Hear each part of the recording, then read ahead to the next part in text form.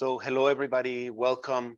I'm so happy to be here in Raffaella's living room.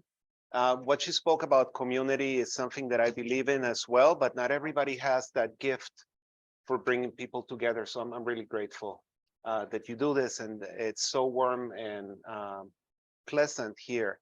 My name is Jaime Permuth. I'm a photographer. I'm Guatemalan. I'm born in Guatemala.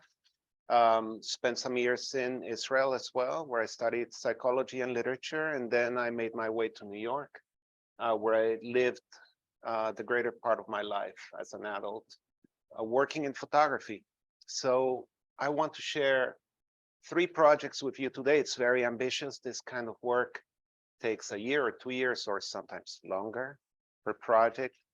But I'm going to try and show a small selection of images from each project and give you a sense of the larger shape of the project briefly, but to give you a sense of what it's about. If you want to see more images, if you want to investigate a little bit further, everything is on my website. So, feel free to head there, just type in my name. It'll come right up in Google. Let's see if this clicker is working. No one should come to New York to live unless he's willing to be lucky. That's the truest thing anybody has ever written about New York City. I did. I came to New York with great faith and a sense of adventure, and it didn't disappoint. New York City will meet you wherever you want the city to meet you. No dream is too big for New York City, and that's part of the reason why I wanted to be there. This is my first project that I'm going to share with you. It's Yonkeros, and I have a book here.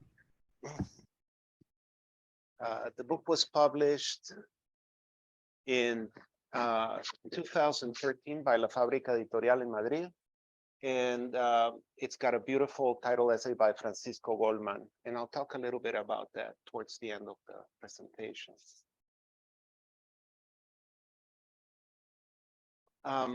Yonkeros refers to people who work with junk and scrap metal. It's derivated from the English junk, but sounded to a Latin American ear as yonk. So el yonque is the place, the junkyard, and yonquero is the person who works with junk. Okay. The scrap metal businesses in New York City used to be in a place called Willets Point, Queens, and that's where I'm taking you. Willets Point is no longer a home to scrap metal businesses and junkyards. New York City decided to redevelop the land. And this is a view of the main street of Willets Point. It's affectionately talked about as the road to nowhere by the mechanics. And all the way in the back, you see the stadium. What used to be Shea Stadium became Citi Field. It was renovated at a cost of almost $1 billion. So the city did not want junkyards on the other side of that stadium. And that's the reason Willets Point had to go. I mean, that's in a nutshell. It was capitalism trying to reclaim very valuable land and transform it into the next big neighborhood. The story of Willets Point is told in a year. I wanted to be there for every season. I wanted to see not only the way the landscape changed, but the working conditions changed as well. When you do documentary work, there's a hierarchy of people that you're going to encounter, and that's part of the le métier. That's the part of the profession of being a documentary photographer, is figuring out the hierarchy. A guy like this is the lowest on the totem pole, but to me, he's equally fascinating, equally important than the power people there. I'm trying to go really fast. I shot 15,000 photographs over 1 year, and the book has a little bit over 100. So I could keep you here all day, telling you stories about how I got there, what my impressions were, how the mechanics always wanted to get me drunk, and we go on and on and on. But I'm not going to do that. I'm just going to try and get through some images. Willis Point is located across the East River from LaGuardia Airport, and you have airplanes coming down every few minutes. And there's something about the airplanes that really pulls at the heartstrings of the mechanics who are mostly from Mexico and Ecuador. And every time an airplane is coming down, they kind of like, they feel it. Maybe there's a little connection going back to their country. So I have many pictures with airplanes in them, right? Some of them I never saw the airplane. Some of them I waited for the exact time. This is a case where I waited for the airplane to be where it is in the frame. The effect is kind of surreal. We know that airplanes don't come down on the wire from the sky to LaGuardia. They don't. But this is the kind of picture that I'm selecting for the book.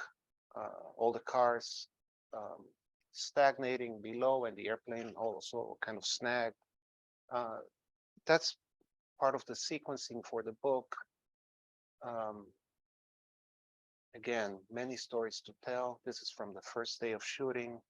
I saw these cars that seemed to be floating in the air, and I found them fascinating. And I got to the place and I talked to the mechanics all day long just to see how they would receive me, how I would be accepted or not.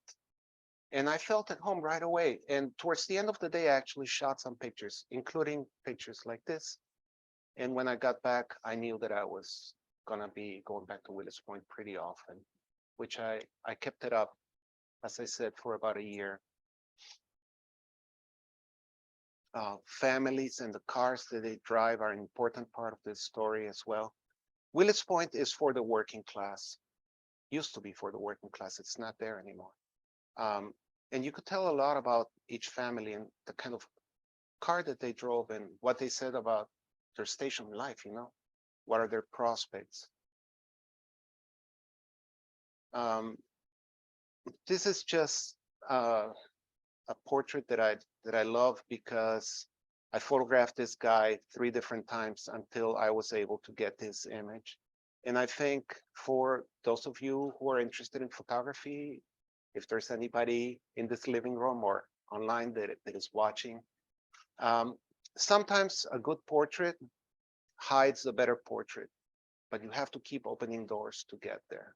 So I photographed this man and I thought he was very charismatic. And I liked the first portrait. I liked the second portrait better. But about 6 months after first saying hello, I was able to do this one. And there's a whole story written in ink on his back. Some of the tattoos are fading. Those are the older tattoos. Some of the tattoos are fresher. And you can see a progression on his back. It says, perdón, madre mía. And he's, asking for forgiveness for something that is about to happen. He told me when he got the tattoo, he was afraid that maybe he would never be able to apologize in person to his mother. So he got the tattoo. Then he has some kind of satanic looking creatures here and there. And then he has a big head of Christ. And you can reconstruct a timeline of his, life that way. The book is here. It was an important book for me to publish. This opened many doors. And one of the things that made me really proud about the book is the title essay by Francisco Goldman. Whenever I hire a commission, I should say a writer for a book project, I don't want to commission a critic. I'd rather commission a poet or a novelist.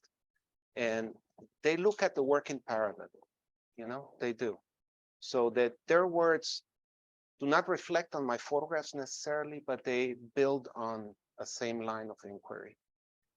If we have time, I'll read you something from Goldman later, but I am afraid we won't. So the street becomes is the next project that I want to share with you. I'm sorry to get up, but here's the book as well. And of course, you can take a look at these books. This is recently published last year by Meteoro Editions in Amsterdam. And this project is a result of a fellowship that I got at the Smithsonian in Washington, D.C. And it's a research fellowship so that I was able to spend 2 months in Washington, D.C. working with the collections of the Smithsonian. That was what the fellowship was for. Every city in the United States that has a Latin population has a kind of different Latin population. For example, New York is very Puerto Rican, very Dominican. Chicago is very Mexican. Washington, D.C. is very Central American. So for me, the opportunity to go to Washington, D.C. Was a way to investigate some of my own past, and archives are a way to time travel. So I did a project that is interested in the changing nature of the urban street during times of war and times of peace. What is war and what is peace? Well, that was very arbitrary. I decided that war would be images from the US Marine Corps of the occupation of Central America and the Caribbean, early 20th century. And peace would be something called the Latino Festival. And I found an image like this that was left accidentally in the archive of the Anacostia Community Museum, where I was a fellow. It should have been returned, but it wasn't returned. And I found it accidentally. I was fascinated by this image of American soldiers occupying the Dominican Republic. It seems so peaceful, but they are ready for conflict, right? And then images like this of the Latino Festival, there were a few contact sheets, again, left in the museum as part of research for a larger show. And I was fascinated by both bodies of work, and I decided to build a project based on them. War is always a slightly warm sepia tone, and peace is always a cooler gray. And the work is perfect for a book. It's actually perfect for a book for double pages because it works as diptychs, so that, you know, an image like this is followed by an image like that. And then I want the readers to build in their own heads the relationship between them. During time of war, what is hoisted, what is made visible on the street, and during peace, what is hoisted and what is made visible on the street. So that's the way the project continues to move. The images from the Dominican Republic are often more recent because the US occupied the Dominican Republic twice, again in the 60s. So an image like this is not from the beginning of the 20th century, obviously, but it's in the project nonetheless. And the Latino Festival images were made by people who lived in those neighborhoods, or were sometimes amateur photographers, sometimes professional, but not very well known. But they happened to document. So I had to go knocking on people's doors. I had to go and call people up and then explain my project and then ask for permission to look through their archives, then digitize the stuff, get their blessing to use the images to transform them, right, for my own purposes, to then be able to show them in galleries and museums, and then be able to sell them, and then be able to publish them in book form if I wanted to, all for free, because there was no money behind the project. So this project was ready to be published, and I was going to go with Smithsonian Press, which I thought would be fitting. But we had a disagreement, and in the end, I I decided not to. They wanted a more academic book, and for me, this was never an academic book. There is no reason to combine the Latino Festival and the U.S. Marine Corps occupation of St. There is no rational reason for that. There's a poetic reason for that, personal reason for that. So the book actually took 7 years to publish, but I'm so happy with the way it came out. And I think it's better than the first book that I was trying to do in so many ways. Again, the essay for the book is a conversation between myself and a woman named Olivia Cadaval, who is the director of the Folk Art Museum at the Smithsonian. And we come at the archive from completely different points of view. So for instance, she knows Pepe el Jefe. She knows who that guy is and what his personality is, and maybe even suspects why he looks so uncomfortable and uptight in that picture, even though he's el jefe. For me, el jefe in Spanish means chief. So for me, I just look at this image and I see the t-shirt and it's kind of funny to me. And I wonder if he's really el jefe, if he's el jefe of what. But the preceding picture is a very different take on power. I mean, you see this man who in my research, I found out was the figurehead for the government in Haiti at the time. But even without knowing that, what I see is the military guys sitting all around him, and how his hands are on the chair and they look almost shackled visually. So to me, he's a puppet. And even though I'm not trying to justify that academically, this is what I mean by this is a personal, sort of more poetic, trying to understand of history.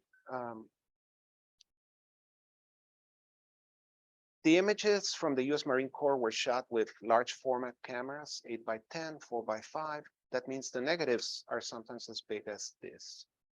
The images from the Latino Festival in Washington, D.C. were mostly 35 millimeter, the 35 millimeter slides and negatives, very tiny. So I had to change them, transform them to make them work together.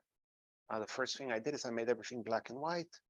And then I started going back and forth, analog, digital, until I lost some of the mid-tone information because I was more interested in the gestural elements. I wanted them to feel a little bit more like charcoal drawings than photographs. And this is one of my favorite pairings, these two. And I think we often make the mistake of assuming that our lives begin on the day that we're born. They begin before that, way before that sometimes, because we're born into context. We're born into a time and place, and we are part of the histories of our parents and grandparents.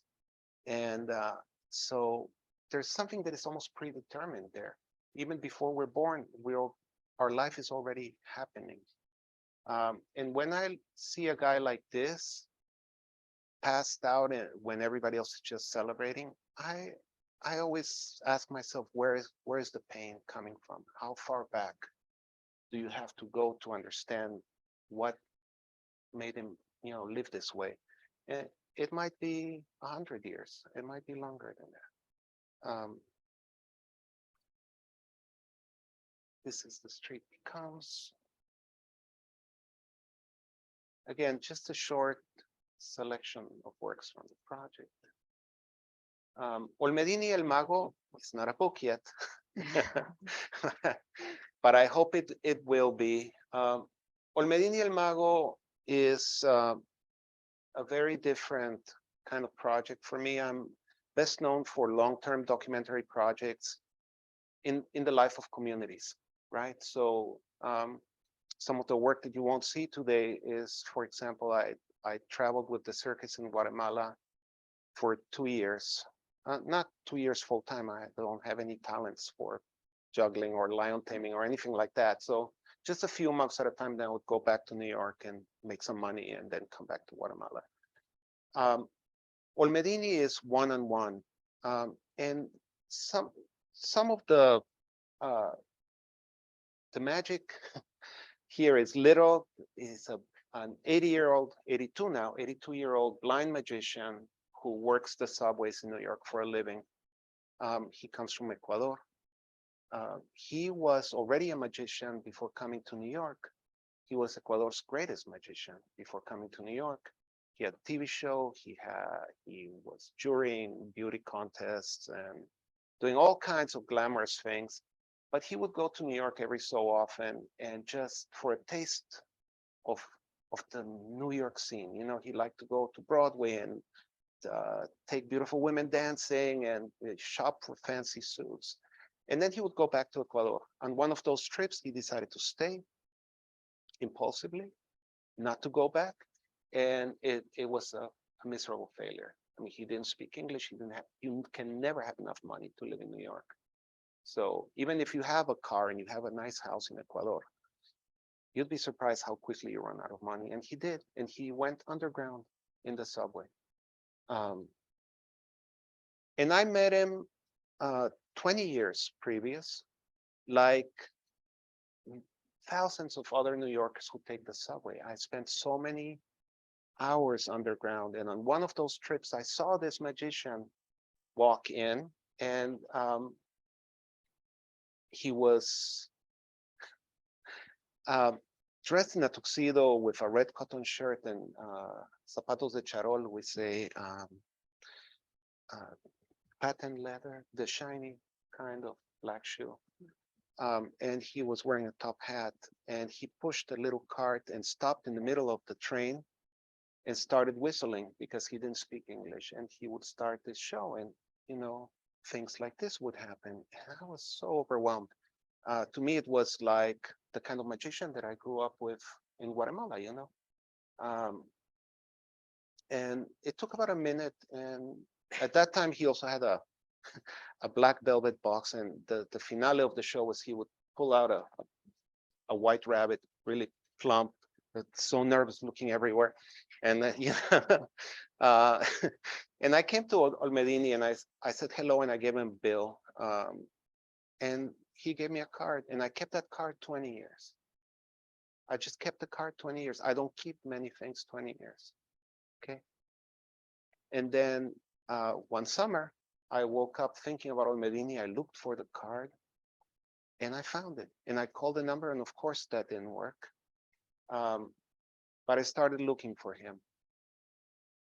And it took me about a week, and I found him, and I called him up, and he said in a voice that seemed like a, you know, like a radio show from the 1950s. He said, I said, "Is this Olmedini, el Mago?" He said, "Para servirle, at your service." You know, like, I was like, okay. And we talked, and he explained to me that he had a stroke and he lost his sight. He was not blind when I met him 20 years back. And so I said, well, then, how old are you right now? He said, I'm 79. That was at that time. And I said, you must be retired then. He said, no, I'm still working. So I met him, and this is the first day we shot together. I met him right at the train station, and the train came within a minute, so we didn't have a lot of time to talk. So I just got in the train with him and started shooting, and I would continue shooting for almost 3 years after that.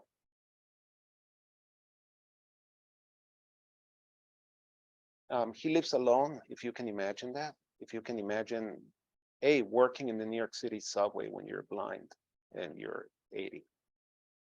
It's not an easy place, and it's not a safe place, the subway. And then coming back home at the end of the day, after you've worked for 8 or 9 hours in the moving trains, come back to this, you know, come back to an empty house. These are his companions, sol y lluvia, rain and sunshine, and this is his life. He's a very dapper man. I mean, he's blind, so everything in the house is organized perfectly, because a blind man needs to know exactly where everything is to be able to find it. And these are some of the clippings from from his past life. About 3 months into the project, I contacted the New York Times. I just sent them one photograph and a short description, and I prepared a portfolio online. And they loved the story. So the story was actually published in the New York Times, and that changed everything. That changed everything. Then you had crews coming from France, from Russia, from Spain, from Los Angeles, from Miami, everybody knocking on Olmedini's door. All of a sudden, when he had already thought that maybe that would never happen for him in New York. And this is a picture. Nobody can find Olmedini. That's impossible for anybody to make contact with. So everybody finds me, right? I became the agent to a blind magician, 80-year-old blind magician.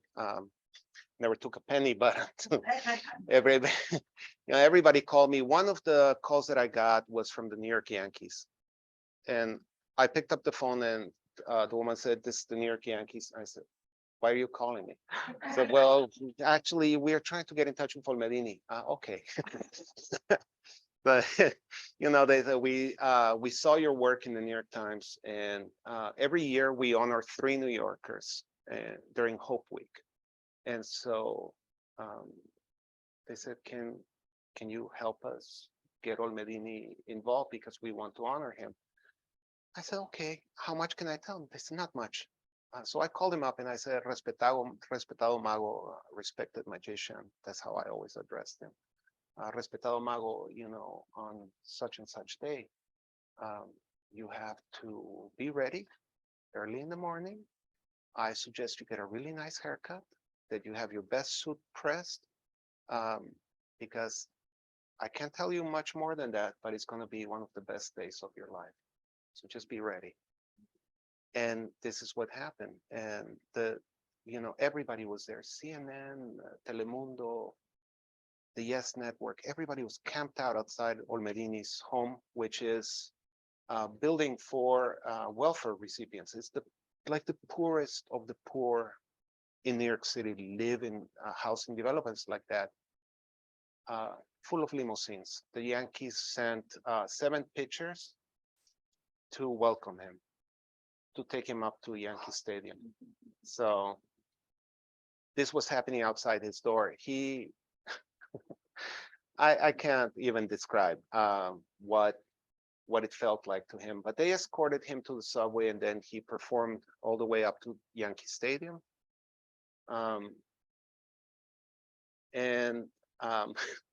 They asked him to throw the ceremonial first pitch, which is usually an honor reserved for ambassadors or heads of state. And then, of course, how does a blind man throw the ceremonial first pitch at the Yankee Stadium in front of 40,000 people? It sounds like a joke, right? So we discussed it a few minutes before he went up. And I said to him, just throw it underhand, like a softball. We'll kind of point you in the right direction, and you put your arm back, and then when it reaches your chest, let the ball fly, and it'll go straight to the catcher. I said, that's not how they do it in the big leagues. And then he did the whole pantomime. He moved his foot in front of him a little bit, squared his shoulders, look here, look there, and then spit. And he was like, he said, I'm going to need something to chew when we get out there. So yeah, somebody had to run out and get him chewing gum. He doesn't do tobacco. But this picture is right after he threw the ceremonial first pitch. And I have to tell you, I chose Olmedini because in my heart, I believed he was a world-class magician. And I trusted how much it moved me to see him perform. But then there's the real stage, right? So he gets to Yankee Stadium. The first thing that happens is they give him the Yankees write a check in his name, $10,000 to the Association of American Magicians, donation, and they made him an honorary member in situ on the spot. Then he performed. Then he got a commendation letter from Donald Trump, signed by Donald Trump. Well, most days I think would have been happy to deport Olmedini, but Rudy Giuliani, the infamous Rudy Giuliani, was on the board of the New York Yankees, and I think that's how that whole thing worked out. And then they showed an interview on the big screens, and then he came out, and it was pretty amazing. Like I said, there's so many pictures of all of these projects on the website. How are we doing on time, by the way? We're fine. We're fine. Okay. Absolutely fine. Yeah. Unlike The New York Times opened a lot of doors for Olmedini. Another great thing that happened is that he was invited to highlight a magic festival in Ohio, a magic convention. And that was a big stage as well. There's a magazine that publishes magic exclusively. It's called G9 magazine. I never heard of it, but it's the Bible of the magic world. And his entire life, Olmedini dreamt that they would just mention him by name. They saw the work in the New York Times, and they gave him the cover, and they gave him 16 pages inside of my photographs. A really nice interview, and all of a sudden, this is how you build a legacy, right? This is how you become famous. And he killed it in Ohio. He did great. And again, another moment of truth. So is he a small town magician, or is he a world-class magician? Yeah, even though he's 80, and he really proved himself, at least in my eyes. This happened after that, and it was COVID, and he couldn't go on the train anymore. He couldn't perform. In fact, he didn't leave his apartment for 2 years, and his hair grew out.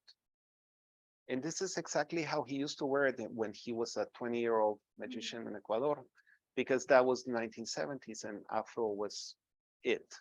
This was the way to be. Only now it's white. And so, yeah, this is Olmedini el Mago. This is a story about a magician, but it's also a story about time. And really, when you think about photography, there's the machine, there's the camera, and the camera is all about speed and precision. And then there's the human heart, and the human heart is about feeling and transcendence. And so there's a different sense of time involved. We talk a lot about AI these days, about artificial intelligence, and what that means to the arts and what that means to humanity. No computer is ever going to register this encounter, this 1-minute encounter with a blind magician in the subway on the way to work or back from work, and then 20 years bring it up as something legit. I don't know how the human heart works. I don't know why 20 years after I first met the guy, I had to look for him. That's mysterious. I can't answer that. That's very mysterious. But that's part of the reason why I became a photographer. And I mean, there's so many things we could say about photography. I guess many people equate the photographer with their camera. I think that's a false equation, in my opinion. Cartier-Bresson famously said that to photograph was to align the head and the heart and the sight together, right? Everything together on a single line of sight. That was his take on photography. Diana Arbus called photography a passport. The camera was her passport, and I've experienced that as well. And that's certainly been very important in my life. Having a camera and being able to have these kinds of experiences. And so I'm happy, I'm happy to take questions or have a conversation in any way you'd like. And you know, I can discuss making books as well. So anything that interests you or the audience, I'm happy to discuss. Thank you. Thank you very much.